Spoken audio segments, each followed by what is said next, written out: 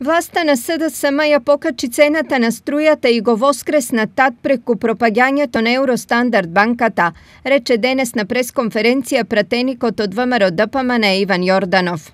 Пропагањето на Евростандард банка открива огромен сомнеж за две работи.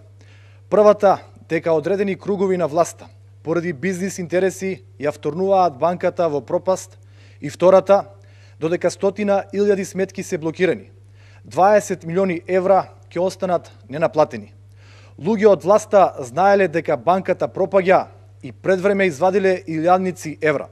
Освен СДСМ, според Јорданов, вина во целата ситуација имала и Народна банка.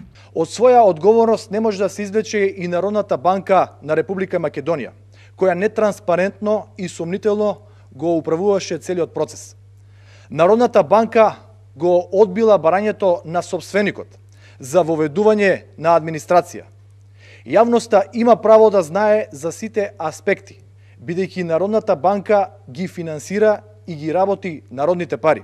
Јорданов побара за целиот случај околу пропагањето на Евростандард предмет да отвори и обвинителството.